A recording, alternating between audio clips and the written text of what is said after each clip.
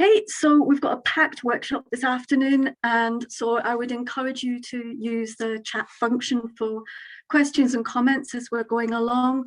There will be a opportunity for a short Q&A after the main presentations, and then we'll have a wider group discussion after that. So if you can, thanks Natasha. So firstly, yeah, that's the agenda.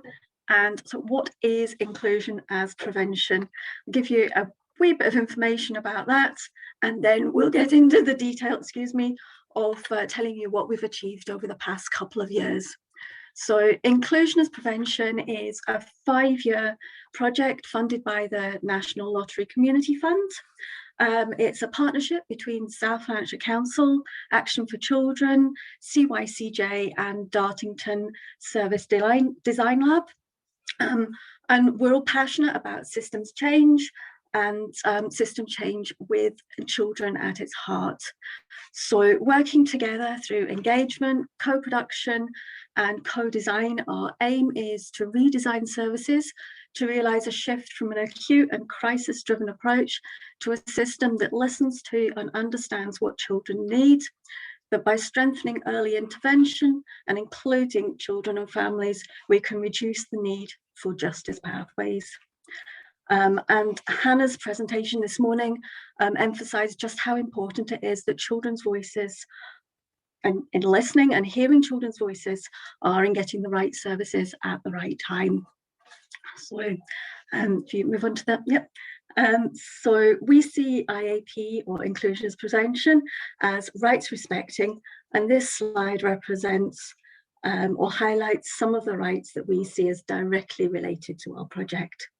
And I think just a comment from this morning, I'm going to be using Juliet's dignometer going forwards as well. I think that was really, really useful.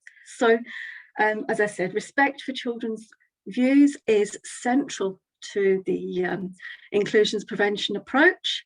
And I think the most important part for you that you're probably going to want to hear about is our engagement with children and young people and how that's shaping our project.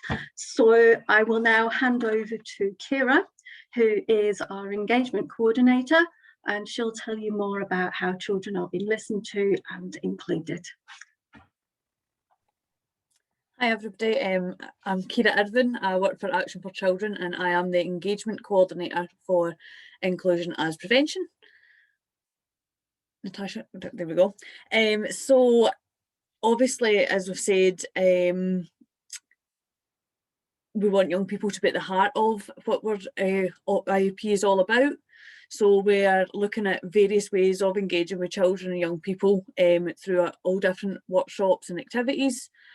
And obviously we have this understanding that it's no one size fits all, and we work with the young people and any support workers, etc., to make sure that it suits them. So young people can be involved as little or as much as they like. This can take part in one-to-one sessions, group sessions, through their worker if they would rather be involved but not with someone new. All things like that are up for available. So oh, sorry, can you go back? Sorry. So another important thing for us is about being flexible and making sure that we fit into young people's schedules rather than the other way about. So obviously that's about having sessions at times that suit them, and it's something that we are constantly reviewing with young people as if the times and the approach suits them. So we also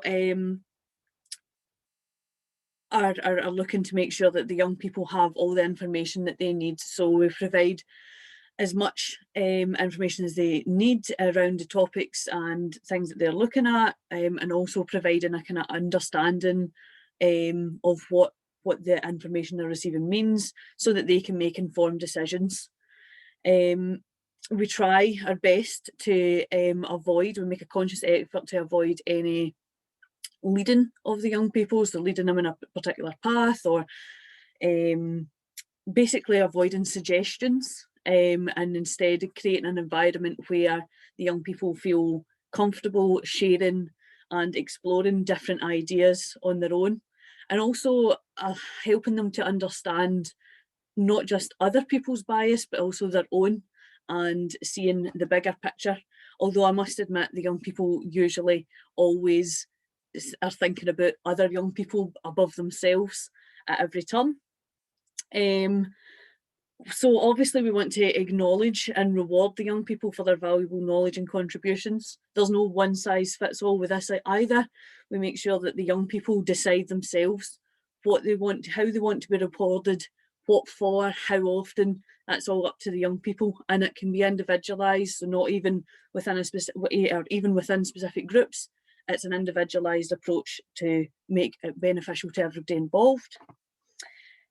So we've also seen how we ensure that young people, I've said that bit, haven't I? Oh no, sorry. Ensure that young people can understand how they're contributing to IAP and how their voice is making a difference. So at the end of each session, I'll always make sure that young people know what's happening in between that session and the next, but as well as what's happening the next time that we meet for them. And when we return to the next session, it will be feeding back what either I or the workers group or partners have been doing in the meantime to make their ideas a reality.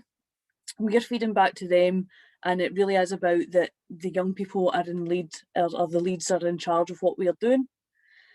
And of course, we want the young people to be involved in as much of IAP as possible. So as engagement and confidence grows, we hope that maybe young people will be more involved in things like a steering group and other meetings. Again, we would be adjusting them to suit when the young people would be meeting. But as much as this is our ambition and what we've seen, we're also very aware that what we maybe see as being a point of advancement in their contributions, maybe that's not what they want to do, so we keep it as open as possible. And again, it's that they've got that opportunity to be involved, but where by no means would be forcing that. So as I said, it is an individual approach. There's no one size fits all, but this is a general process for the engagement. Initially, it's getting to know each other. Not just me getting to know the young people, but them getting to know me and the rest of the workers group as they join us. It's about ensuring that we are seeing the young people in their comfort zone, getting to know what they're interested in, what they want to achieve by taking part in it, what their hobbies are, and ways that we can make it as interesting and rewarding for them as possible. As our relationship grows, we then start moving into a wee bit more focused work, where we're looking at what community means to them, what services they already know of or access in their community, and what's important to them. It kind of happens naturally when we're looking at the community and services. You start identifying gaps and areas where for improvement, or areas that the young people are particularly focused on. And this then moves nicely into exploring that specific topic that they are interested in and creating their test of change. So just to give you a wee example, one is of one of our tests, sorry. So working in partnership with Link Project, SDS Social Work Team and Action for Children's Whole System Service Team, young people were referred onto an online project where they worked alongside street cones, who guided them to create their own fictitious short film script based on their lived experiences. The film, or the script, followed a young man's experience over 24 hours, from him being arrested to then being released, and that focused on a theme of being trapped in the system that the young people said they either felt or had felt in the past. On the 4th of May, young people gave an internal performance of the script, and they're now looking at having a public live stream performance followed by a Q&A session in July. These young people have also now begun forming a Justice Experience Board. They will become an expert group for developing and redesigning youth justice services across South Lanarkshire. And the first topics that they're focusing on at the moment are how they want their video to be used to make a difference. This is including at the moment a peer support tool working alongside education and justice and youth services. And we're also looking to be co-designing a training for children and families social work team in South Lanarkshire, using their video as a springboard and helping co-design what should be included in that training. So that's just one example of some of the, an example of the test and how the young people got there. But we have a lot of other ones. We've got 6 other tests at the moment, or that are at various stages, and each one took a different approach. There's supporting children transitioning between primary and secondary school. There's one supporting families moving from intensive supports to universal services. One looking at reducing domestic abuse and the impact that has on children and families. Supporting children and young people experiencing grief and loss. A detached youth work approach, and an absent carer support group, all guided by young people. I won't be able to go into every detail of them, but if you are interested in finding out more about those, whether it's the test or how the engagement went, that you can please do get in touch with us. Our details will be in the chat for you to email us. And last but not least, a wee mention from some of our young people. We asked the guys if they could come up with one word that described what IAP meant to them. And this is what we had. We had content, a state of peaceful happiness, awareness, powerful, change, innovate, and inspiring. And I will hand you over to India, who will talk you through the improvement process. Kira. Hi everybody, so I'm India. I'm a service designer at Dartington Service Design Lab, and I've been working alongside Catherine Rose, who's our Scotland director, and Natasha Hassami, who is one of our researchers, looking at the improvement part of inclusion as prevention. So basically, improvement builds on all of the great work that Kira and the young people do in engagement, and the way we do that is really to focus on learning and action. We're sort of aiming to enable practitioners and managers within different services in South Lanarkshire to make sustained changes to their practice. And we're always focused on improving the lives of children and young people. And as is in the name, it's all about including what they have said, what their families have told us, and also what we've heard from practitioners and other people who really know the context of the communities. So the aim of that, oh, sorry, Natasha. Oh. So the aim of that is to explore the possibilities when we refocus the system on really including these voices of young people and trying to prevent crisis and negative outcomes such as future offending, and really striving to ensure that all young people can reach their full potential. Yeah. So how do we do this? So we sort of listen, learn, connect with Kira and her groups, and then we actively develop links with practice, so connecting to individuals and organisations who are willing and able to commit time, energy and resource to inclusion-led innovation. We might develop improvement methodologies with practitioners and managers, and we bring our own expertise in to sort of support them to co-design for sustainable change. Some themes that have sort of been coming out of the work so far are connection. So relationships are really at the heart of all of this and really key to that sustainability, we think. So how do we bring the system together more? How do we overcome those traditional silos? And how do we sort of orientate people around young people's voices? The life course focus is also really important. So it's really broad, but going from like birth right up to sort of 20 years of age, acknowledging that being a young person sort of goes beyond that 16 or 18 threshold. And like I said already, trying to build those cross-service connections. So this is just a little overview of how the process works. So you'll see the test of change that Kira spoke about there on the left. Is it the left? Might be right for you. In the blue. And then we would then go on to this improvement stage. So far we've been looking at some leadership development programs, which Catherine Rose has been running along with Natasha. And we're about to move into this co-designed learning and development program with children's social work that I'll talk about a little bit more. You'll see the question marks by the other 5. So it's very much about responding to what comes out of that engagement and working with stakeholders to understand how that improvement can go forward. So we don't have a set approach that we're going to roll out, but we will be learning from 1 and 2 to see how that could work. Then we think it's really important to build in these feedback loops. So we go out to different communities, whether that's communities of practice or local communities, and show them what's been developed and understand what should be adopted longer term, what need to be adapted, and what we should abandon, essentially, leave. And that feeds into the evaluation, which Christina will talk about in a little bit more detail. So just to build from Kira's case study, so the film that the young people made, the Trapped in the System film, is now going to be the sort of core foundation to this new learning and development process with children's social work.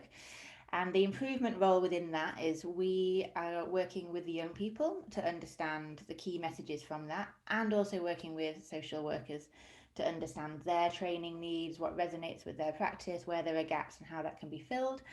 And then the aim is that together we'd co-design a learning and development process that can then be rolled out across social work teams and hopefully continue to bring those young people's voices through across South Lanarkshire. So I'm quite excited about that one. So I'll just pass over to Catherine Rose and she'll share some of the a bit more detail on what else we've been doing and what we've learned. Great, thanks India, really lovely presentation, and yeah, wonderful always, Kira, to hear you take us through the engagement work. So just we give you kind of a brief overview of some of that leadership development work we've been doing. We're working with 2 of the initial tests of change, one in social work and one in education, focus on the kind of intensive support and also transitions for children and young people. And so we've been working with a group of 16 practitioners, and we're meeting 6 times over the course of about an 8-month period. And each of those practitioners has come with a vision of what the test of change could be within their own area of practice. So there's a larger test of change that's happening kind of within the service, and as Kira identified, within community. And then we're modeling that process on a smaller scale so that groups of practitioners have come together to identify where they can stretch their own practice, where they think there can be improvement, and what inclusion as prevention looks like for them within their work. And we do have quite a tremendous range, going from infant feeding, P1 transitions, detached youth work, working with young people who might come into conflict with the law, and then also P7 transitions, so into high school. And I think initially the practitioners felt a bit flummoxed about, you know, the range of work that they were doing, but we just had one of our sessions on Monday, and there's a real grounding in how much of the life course we're looking at, and how each of these practitioners can see themselves kind of interrelated and connected to other practitioners in the system.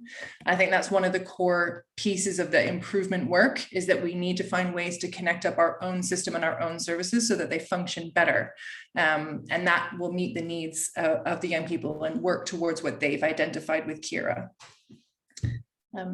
Thanks, Natasha. So yeah, I think we're just at a place of really tremendous learning at this stage. We still got a couple of years left in the project, and we're just balancing some tensions at the moment. So really robust engagement, as Kira has identified right now, with the need to embed engagement within our system. So that just becomes business as usual, where we ask young people what they want and need and design services and supports around that. There's an expectation that we do a concrete shift in resources and spending to more preventative services and interventions. So we're balancing that need and expectation along with what we think are many small, deep changes in practice that we're already seeing. So small scale versus big systemic changes. Where do we put our attention? And third, which Christina's, I think, going to now talk a little bit, there's a tension in terms of managing concrete changes. So sort of output some of the targets and expectations, for example, around children who come into conflict with the law. But also, you know, we want to really change the conditions for wider systems change. So there's a question in terms of what we measure and the story that we tell around IAP, so that we can convince people to do that resource shift, but also help them see where the conditions are changing in the wider system. So with that, Christina, we'll hand over to you to talk about evaluation. Great, thank you. I'm aware that we're slightly running a bit over, so I'm going to talk fairly fast. If I find that if I'm talking too fast, then someone wave at me. So I'll start off with our theory of change. So the overall vision for IAP project revolves around children and young people being less likely to offend or face other negative outcomes in the future. So a number of partners are needed for that, and it's no accident there that children are listed first there in that list of our partners. And together we're working on 3 types of activity. So that's the co-production, including engagement, learning, and research and evaluation. So throughout this process, all the partners should feel able to participate and be empowered by that engagement. The young people and families should feel that their views have been heard and that included in the development of policy and practice. And policymakers and practitioners should feel able to engage and empowered to make changes as a result of that learning that's occurred and through those new relationships that are being fostered. We're mentioning relationships a lot throughout this. Skip on to the next slide, thank you. So there are 3 broad levels of evaluation happening throughout this project, and there's a menu of different evaluation activities being used.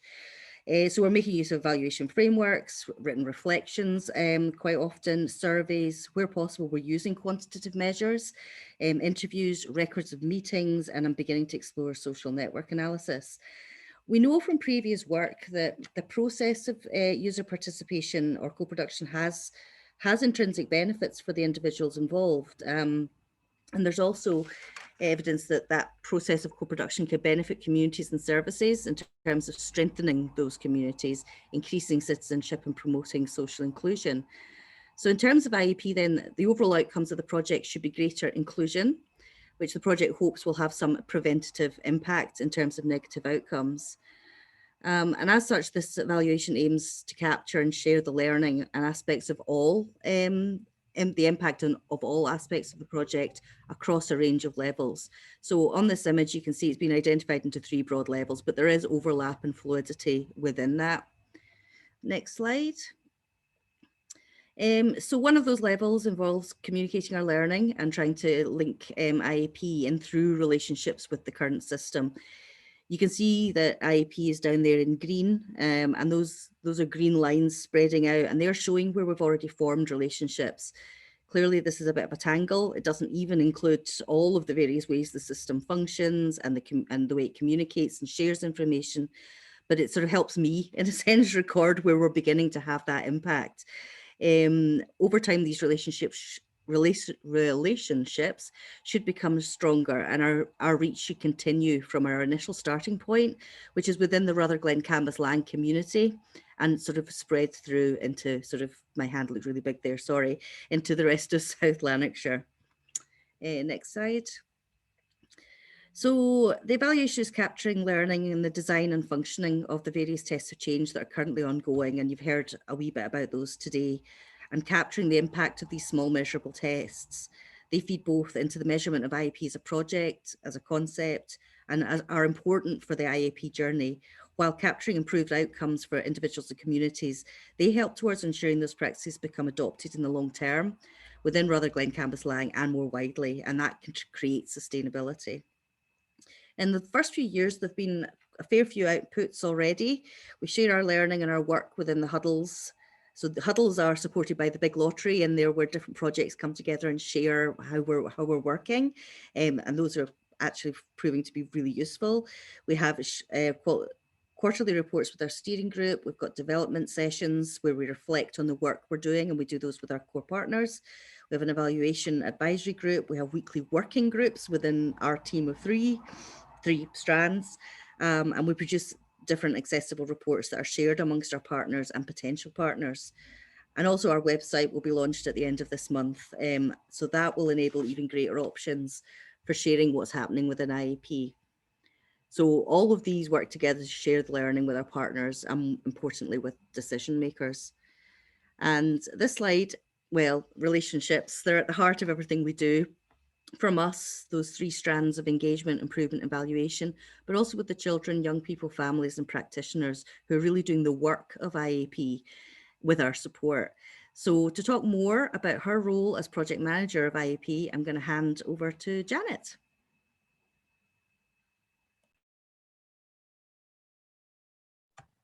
make sure I unmute before I start speaking there. So thanks, Christina, and I'll speak very quickly because I want us to have time for discussions. So yes, project management. 2.5 years ago, we had a delivery plan and passion and a shared aim, but we've had to engage as partners, we've had to build relationships, develop new connections to bring this project about, to actually bring it to what it is now. And in keeping with the ethos of the IAP project, this has been a collaboration. It's not about one partner leading, it's about a collaborative process and mirroring what we're doing with children and communities. So we've had to develop a responsive and flexible and adaptable approach to the changes and challenges that have come along the way. And challenges, but also some of those challenges have also been enablers. COVID was a significant challenge, particularly for Kira, as that's when she started in post.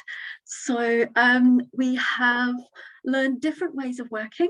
We have had to make connections in different ways, both with the children and families, but also with practitioners, with other agencies, with communities. And that's given us the opportunity to maybe go wider and make different connections to what we would have done if we hadn't been working in this way. So digital connections, yeah, IT hitches, we've all had those glitches, but it's also been excellent in us being able to share with, Christina had mentioned the huddles that the National Lottery runs, and one of the projects is in Shetland. I think we've had a lot more contact with that project than we would have done if we'd been meeting physically, had we, you know, as we did pre-COVID times.